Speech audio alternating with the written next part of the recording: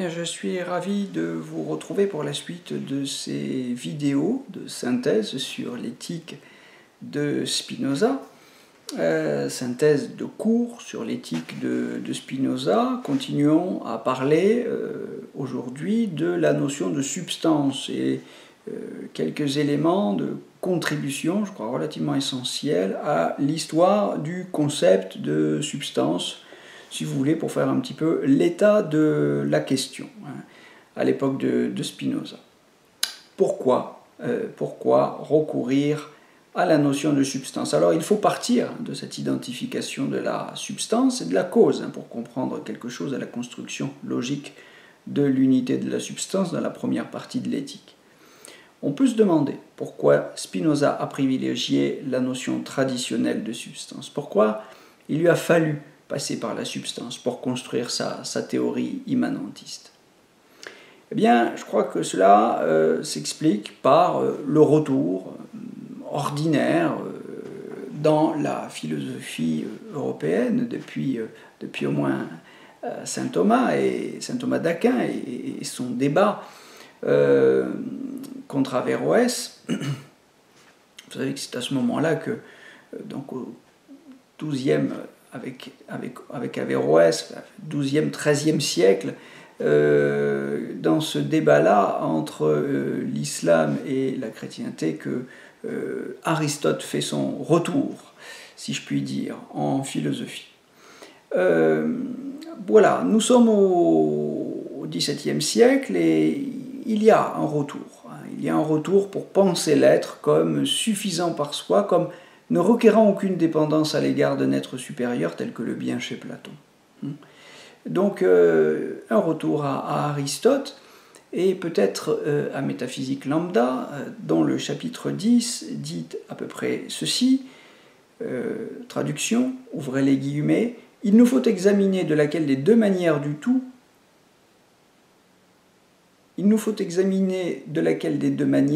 la nature du tout procède du bien.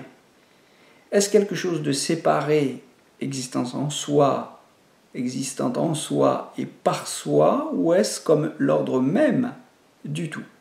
Le principe du tout est-il séparé, si vous voulez, pour le dire simplement? Voilà la question que se pose Aristote dans ce texte. Alors quand il s'agit de la nature, pour Aristote, ce principe est dans la nature.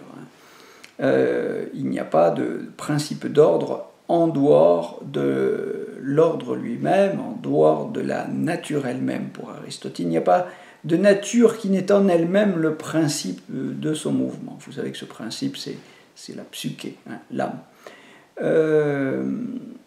Dans ce contexte, la substance n'est pas seulement sujet de l'attribution, mais c'est un principe d'intelligibilité, une réalité qui n'est pas seulement un principe d'existence. C'est à partir du déploiement de l'essence en tant que forme que nous pouvons comprendre la possibilité d'exister d'un être. Autrement dit, la substance est un principe actif, présent dans la composition, c'est-à-dire l'unité de tout être qui a un certain ordre, se déployant dans le temps et qui permet de penser son devenir. Donc, principe actif dans la composition et l'unité réelle. C'est aussi le fondement de notre connaissance de cet être. C'est à lui que s'attribuent les catégories, c'est-à-dire les différents points de vue sur la chose. Jusqu'ici, il n'y a pas d'affirmation qui aille au-delà de la méthode. La substance peut exister à part, elle peut exister par soi. C'est donc le fondement que présupposent toutes nos enquêtes sur un étant quelconque, d'un point de vue logique et grammatical, c'est-à-dire ce qui n'est pas prédicable d'autre chose. Et c'est là que culmine la critique des idées platoniciennes. L'idée du beau ne peut pas désigner une substance, un être, mais seulement un terme prédicable d'un sujet. La pensée de Spinoza est une pensée de l'affirmation de l'essence en tant que concret, c'est-à-dire en tant qu'unité des déterminations. Concret, si vous voulez même, au sens hegelien du terme, au sens de ce qui croit ensemble, ce qui croit dans une même unité de composition, ce qui ne peut être analysé ou décomposé que par abstraction. La première définition de l'éthique, celle de la causa sui, rejoint la notion de substance comme ce qui se produit par soi-même dans l'existence. Mais le terme causa sui signifie la substance par excellence, celle dont l'essence enveloppe l'existence. Spinoza va dans le sens d'une conception absolutiste de la substance. Ce n'est pas seulement un point de vue fondamental sur l'être, ni seulement ce qui permet de concevoir un être quelconque, c'est l'être en tant qu'un, unité. C'est l'être absolu, en dehors duquel rien ne peut être ni être conçu. La réunion des termes substance et causa sui absolutise la notion de substance. L'argument ontologique est déjà contenu dans la définition de la cause de soi. Si vous voulez, cet argument ontologique dont vous savez qu'il est un argument dans l'épreuve de l'existence de Dieu. Puisque dans la deuxième affirmation, je cite, « ce dont la nature ne peut être conçue que comme existante », Spinoza fait remarquer que la non-existence de ce qui est cause de soi impliquerait contradiction, car cela voudrait dire qu'une substance dépendrait d'autre chose qu'elle-même pour exister et pour être concevable. C'est ici que Spinoza se sépare d'Aristote. Si pour Aristote, une substance peut être cause de ses actions et est logiquement antérieure à ses modes et à ses déterminations, les substances que nous observons dans la nature sensible, c'est-à-dire les substances qui impliquent une fusion de forme et de matière, ces substances ne sont pas absolument causes ni de leur existence, ni de leur mouvement. Ces substances sont en mouvement, susceptibles de génération, de corruption, de déplacement dans l'espace, de mouvement dans l'espace, de mouvement spatial, susceptibles aussi d'altération, c'est-à-dire de modification de leurs attributs. Elles sont composées et requièrent donc une autre sorte de substance. Elles requièrent un principe de stabilité. Alors Aristote recherche une première cause, un premier moteur. Il y a pour lui un arché, un principe, un premier moteur qui ne se confond pas avec la substance sensible elle-même. Cependant, il y a une certaine immanence de ce principe puisque la présence à la limite du monde se traduit dans le monde par une tendance, un désir. Le premier moteur est ce qui émeut, qui met en mouvement. Il y a chez Aristote une conception du mouvement comme une sorte de mimétique de l'immobilité, puisque lui-même est immobile, ce premier moteur. Tout en concevant l'être comme substantiel, Aristote laisse ouverte la question du mouvement, du déploiement des êtres dans l'existence. La réponse semble se trouver à la limite de la métaphysique, là où la théorie de la substance se transforme et passe le relais à une théologie. Mais le statut du premier moteur de la cause première ne laisse pas d'être ambigu. Ce statut indique-t-il une véritable séparation? Implique-t-il immanence ou transcendance? Alors, au XIe siècle, il y a débat autour de cette question, depuis le XIe siècle. Les existences, c'est-à-dire depuis que l'Europe s'est remise à lire Aristote, les existences sont accidentelles par rapport aux essences. Première hypothèse. Et donc tout ce qui n'est pas Dieu est frappé de contingence. Et cette autre thèse, opposée, d'une stabilité du monde. Il n'est pas nécessaire de scinder essence et existence. Saint Thomas d'Aquin avait tenté une synthèse de ces deux thèses. Il affirme la toute-puissance de Dieu dans le passage de l'essence à l'existence. Il affirme l'intervention d'une volonté absolue. Dieu ne veut pas suspendre ce passage. Ça ne lui plaît pas. C'est un postulat de la raison théorique. C'est dans les natures que nous trouvons les raisons des propriétés de l'existence. L'acte pur d'exister transcende, lui, les existants. C'est la thèse qui fondait l'équivocité de l'être. Ni la substance, ni les attributs ne peuvent se dire en un même sens de Dieu et de ses créatures.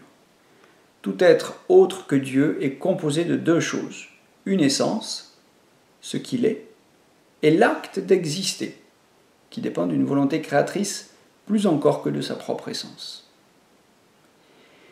Si maintenant nous examinons la façon dont Spinoza unifie substance, cause de soi et Dieu, si nous examinons la façon dont il unifie ces trois concepts, nous voyons que l'être premier est posé comme condition d'exister des êtres dérivés. Il y a un être par soi différent de tous ceux qui sont par autre chose. Spinoza introduit deux nouveautés dans les propositions 5 et 6.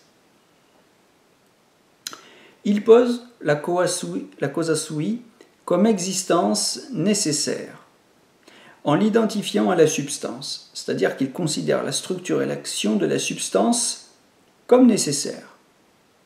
Deuxièmement, une substance ne peut pas être produite par une autre substance. Pour qu'il y ait action entre deux substances, il faudrait qu'elles aient un attribut commun. Or, avoir un attribut commun, ce n'est plus être deux substances, mais une seule. Une substance produit nécessairement elle-même ce qu'elle produit. Se trouve en quelque sorte rejetée hors de la rationalité l'idée d'une production par une substance d'autres substances.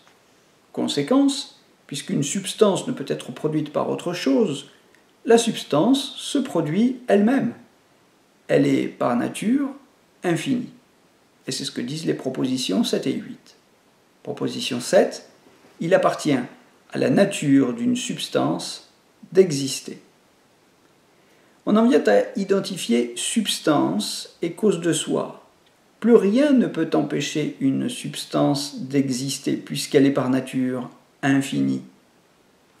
Depuis Aristote, la cause formelle était le principe d'intelligibilité des choses changeantes. Elle avait donc un statut partiel, sinon autosuffisant de cause.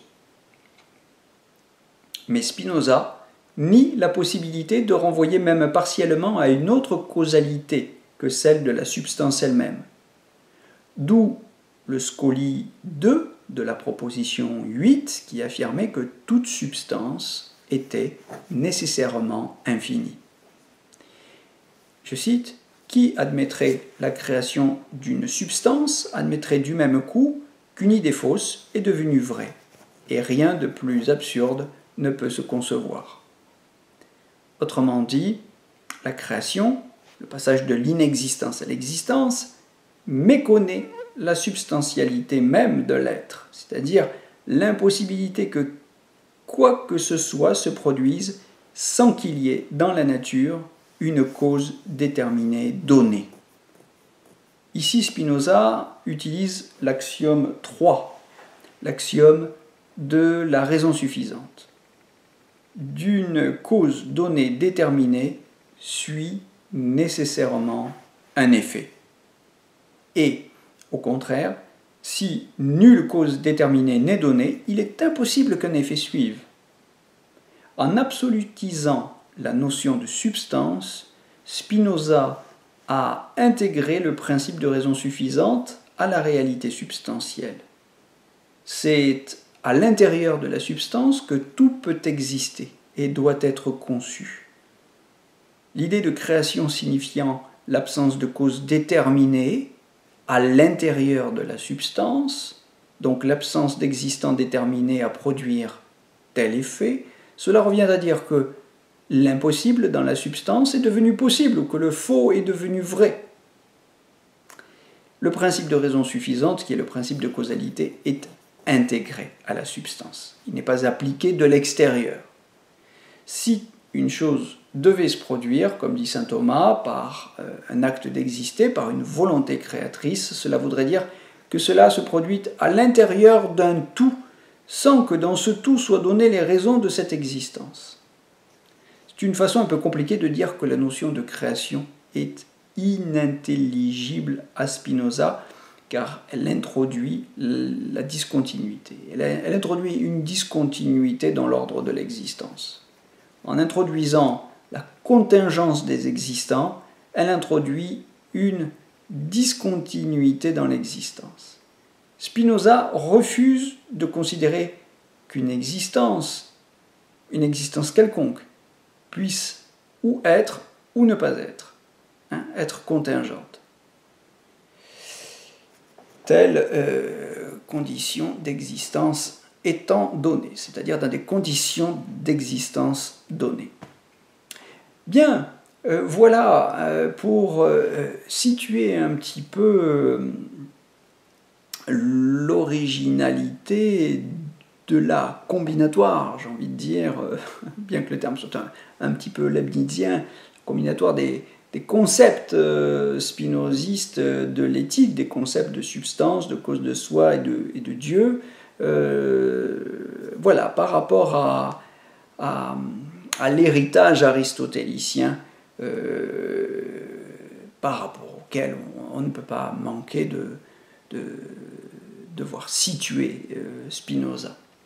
Bien, j'espère que ces explications, ou en tout cas les références que je donne, vous donneront envie d'aller relire le texte et d'y regarder un petit peu plus près. C'est assez technique, mais c'est essentiel, la compréhension de ce premier livre de l'éthique et des concepts de cause de soi, de substance et de Dieu dans le rapport aux attributs et aux modes. Toute cette architecture des concepts de la première partie de l'éthique est absolument fondamentale si on veut comprendre Spinoza, je dirais, autrement que par toutes les petites anecdotes qui courent sur lui dans les livres de vulgarisation.